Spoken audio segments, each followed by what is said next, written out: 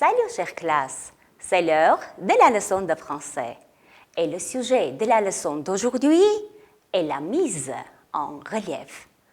Ողջույն դասարան։ Այսօր մենք կխոսենք քերականական միջոցներից, քերականական շեշտի եւ հնչերանգի մասին։ Սիրելի սովորող, հայերենում քերականական շեշտը ընդգծելու համար բառերի դասավորություն պետք չէ կատարել։ Մինչդեռ ֆրանսերենում քերականական շեշտից է կախված նախադասության մեջ բառերի դասավորությունը։ Իսկ թե ինչպես է դա կատարվում, մենք կսովորենք այս տեսադասին։ Tout d'abord, il faut parler de la construction.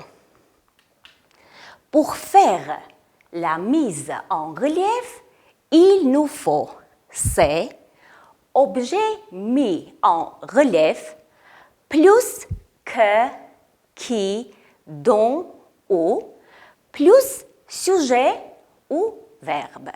Սիրելի սովորող, քերականական շեշտ կատարելու համար նախադասության մեջ մեզ հարկավոր է քերականական բանաձև։ Նախ փորձենք հասկանալ, թե ինչ բաղադրիչներից է կազմված քերականական բանաձևը։ Կազմված է S քերականական կառույցից, որը որ ինչպես դուք գիտեք, այն կազմված է S ցուցական դերանունից եւ être օժանդակ բայի եզակի թվի երրորդ դեմքից։ Objet mis en relief, ասելով հասկանում ենք, որ այս բաղադրիչում պետք է շեշտադրվի le sujet, ենթական, le complément d'objet direct ou indirect, ուղիղ եւ անուղղակի խնդիրը, le complément circonstanciel de lieu, de manière et de temps, ինչպես նաեւ տեղի, ձևի եւ ժամանակի պարագան։ Այնուհետև մենք ունենք հարաբերական դերանուններ que, qui, dont ou, որից հետո նախադասությունը շարունակում ենք le sujet ou le verbe, այսինքն ենթակայով կամ բայով, դա էլ պայմանավորված է, թե քերականական շեշտադրում ինչի հետ ենք կատարելու։ Գնացինք առաջ։ Maintenant, on va parler de la mise en relief du sujet. Le chat a renversé la casserole de lait. Նախադասության ենթական կատու բառն է։ Le chat. Կատարում ենք քերականական շեշտադրում ենթակայի հետ։ C'est le chat qui a renversé la casserole de lait. On continue. Nous sommes allés au restaurant. C'est nous qui sommes allés au restaurant. J'ai réussi l'examen.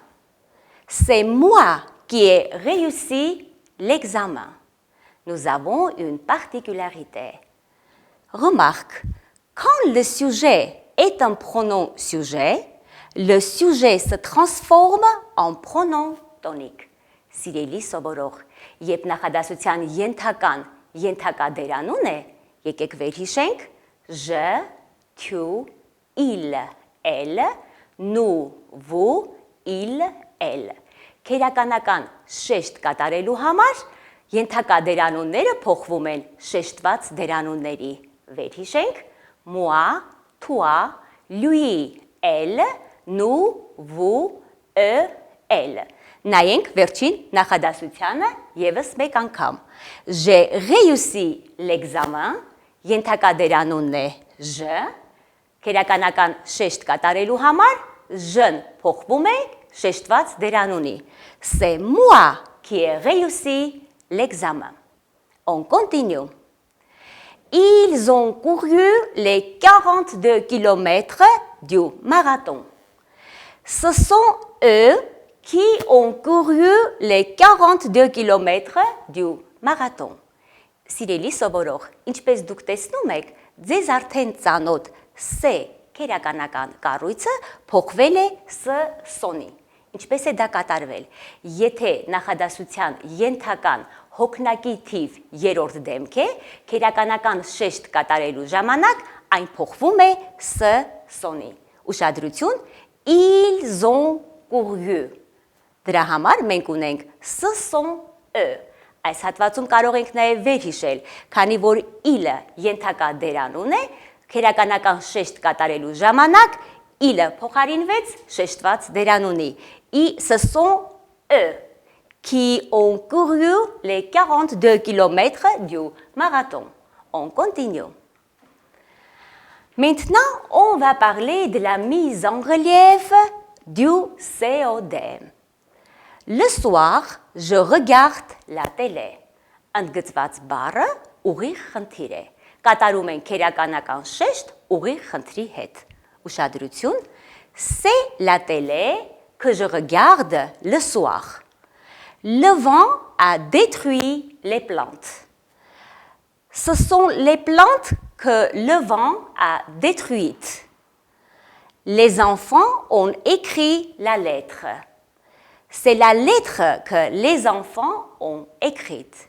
Ici, nous avons une particularité. Regardez, si le COD est à la troisième personne du pluriel, c'est se met au pluriel ce sont.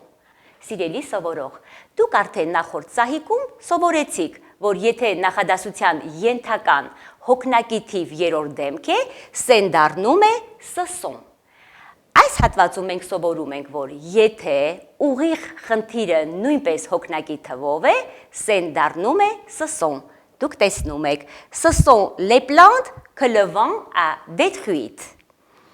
Nous avons aussi une particularité. Regardez, le participe passé du verbe s'accorde en genre et en nombre avec le COD qui est donc placé avant le verbe.